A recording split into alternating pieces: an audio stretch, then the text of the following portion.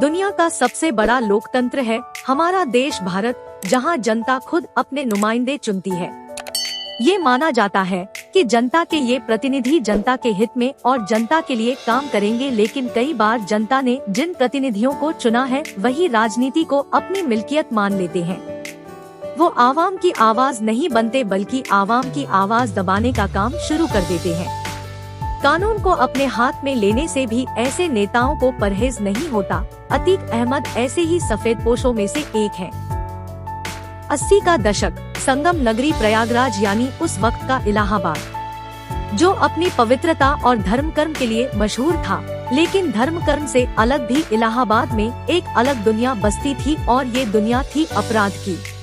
इस पवित्र नगरी में चांद बाबा नाम के कुख्यात बदमाश का खौफ इस कदर फैला हुआ था कि लोग रात में बाहर निकलने से भी डरते थे। पुलिस के लिए चांद बाबा डर का दूसरा नाम था और इसलिए उसके गिरेबान पर हाथ डालने से पुलिस वाले हमेशा परहजे करते थे। पूरे इलाहाबाद में चांद बाबा का डर फैला हुआ था, लेकिन कोई ऐसा भी था जो देख रहा था चांद बाबा को हराने के सपने। तांगे पर बैठकर इलाहाबाद की सड़कों पर निकलता छोटी सी उम्र का एक लड़का मन ही मन ये ठान चुका था कि चांद बाबा को हराकर इलाहाबाद का डॉन बनना है। ये लड़का कोई और नहीं, बाहुबली विधायक अतीक अहमद थे, जिनसे एक वक्त में पूरे राज्य की पुलिस भी घबराती थी।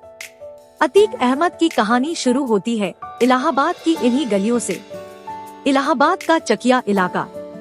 साल 1962 में एक तांगे वाले के परिवार में सबसे बड़े बेटे के रूप में जन्म हुआ एक लड़के का नाम रखा गया अतीक अहमद। पिता इलाहाबाद की सड़कों पर तांगा चलाते थे और परिवार का पेट भरते थे। अतीक के बाद उसके और भाई बहन भी हुए। परिवार बढ़ने लगा और साथ ही बढ़ने लगी गरीबी।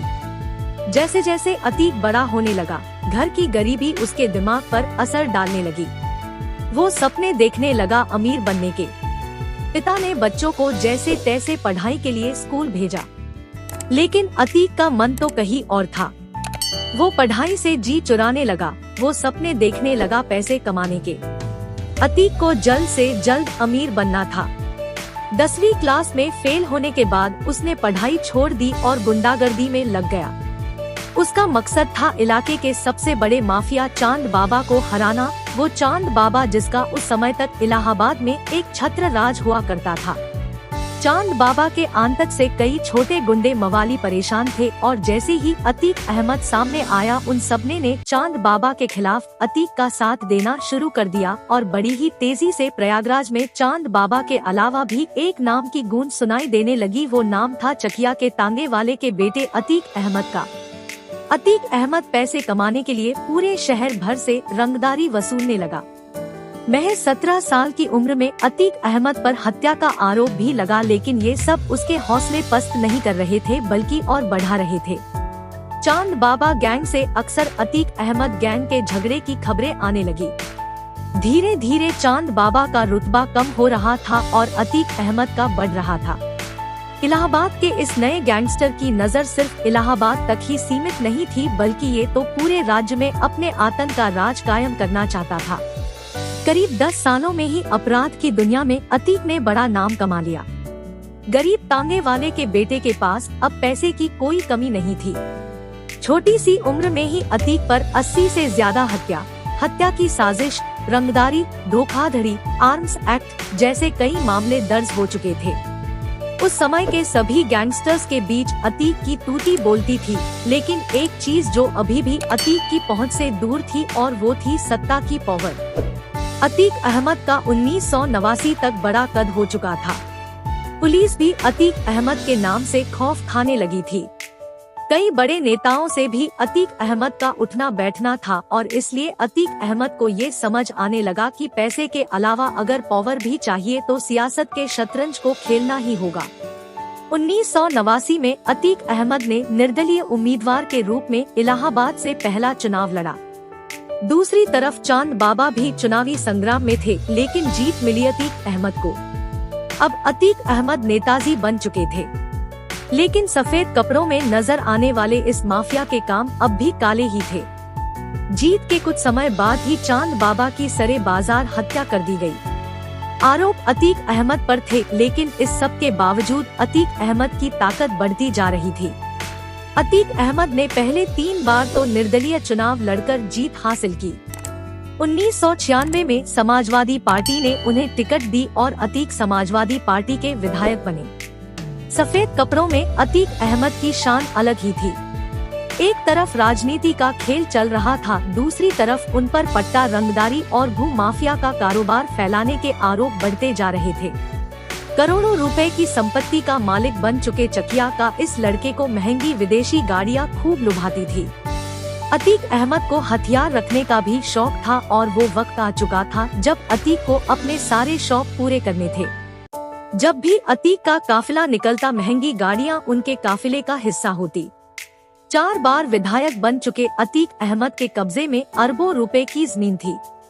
2004 में अतीक अहमद ने राजनीति में एक नई राह चुनी। 2004 में अपना दल ने फूलपुर सीट से अतीक को सांसद का टिकट दिया और अतीक ने इस पर जीत दर्ज भी की।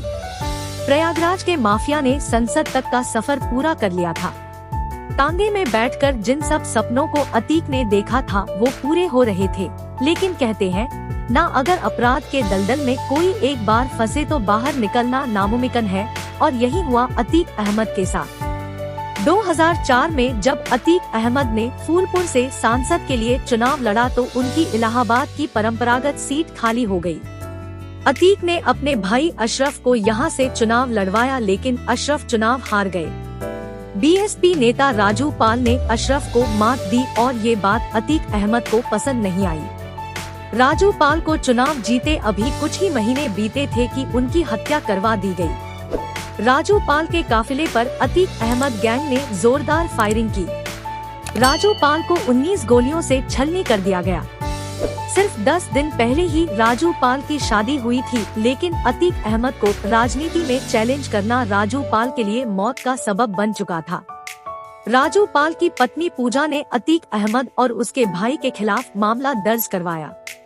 उस वक्त राज्य में समाजवादी पार्टी की सरकार थी। अतीक अहमद पर कोई कार्रवाई नहीं हुई। अगली बार चुनाव में अतीक अहमद अपने भाई अशरफ को जीत दिलवाने में कामयाबी मिली। 2007 में बड़ा बदलाव हुआ। उत्तर प्रदेश में मायावती की सरकार बनी और फिर शुरू हुए अतीक अहमद और उनके गैंग के बुरे दिन। बीएसपी सरकार के आते ही अतीक अहमद को राज्य का मोस्ट वांटेड अपराधी घोषित किया गया। अतीक अहमद पर इनाम भी जारी कर दिया गया। कुछ समय पहले तक उत्तर प्रदेश में अपना दबदबा बना रहे इस बाहुबली नेता को अब भगोड़ा अपराधी मान लिया गया। पुलिस अतीक के पीछे पड़ी हुई थी और आखिरकार दिल्ली से उन्हें गिरफ्तार किया गया और फिर यूपी की अलग अलग जेलों में वो बंद रहे। लेकिन एक बार फिर वक्त बदला।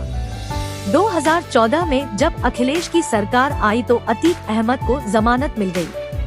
2014 में अतीक अहमद ने श्रीवस्ती से चुनाव लड़ा, लेकिन जीत नहीं हुई। उत्तर प्रदेश में योगी आदित्यनाथ के मुख्यमंत्री बनने के बाद तो जैसे सब कुछ बदलने लगा। इसी दौरान एक व्यापारी की किडनैपिंग और जेल में उसकी पिटाई का वीडियो वायरल हुआ और इस मामले में अतीक अहमद का नाम सामने आया और फिर गिरफ्तारी हुई। सुप्रीम कोर्ट आदेश पर उत्तर प्रदेश से बाहर उन्हें गुजरात की साबरमती जेल में भेजा गया और तब से इलाहाबाद के इस बाहुबली नेता को गुजरात की साबरमती जेल में ही बंद किया गया है। अतीक अहमद के परिवार के 2 और लोग भी जेल में हैं। अतीक के भाई अशरफ बरेली में बंद है, जबकि छोटा बेटा नैनी जेल में सलाखों के पीछे है। अतीक अहमद के बड़े बेटे को अभी कुछ समय पहले ही गिरफ्तार कर लिया गया है। अतीक के परिवार के अलावा उनके सारे गुर्गों को भी जेल भेज दिया गया है। अतीक अहमद ने माफिया के काले धंधे जो करोड़ों रुपए की जमीन हथियाई थी उसे भी लगातार कुर्क किया जा रहा है। इलाहाबाद के अलावा राज्य के कई और इलाकों में भी अतीक अहमद की संपत्ति थी। उनके रिश्तेदारों के नाम पर भी कई प्रॉपर्टी को सरकार ने अपने कब्जे में ले लिया है। कई अवैध इमारतों को गिराया भी गया है। जो जमीन कब्जे में ली गई है उस पर आवासीय योजना के तहत मकान बनाए जा रहे हैं। पिछले 2 सालों में इस तरह की कई कार्रवाई की गई और अतीक की 200 करोड़ से ज्यादा की संपत्ति को जब्त किया गया।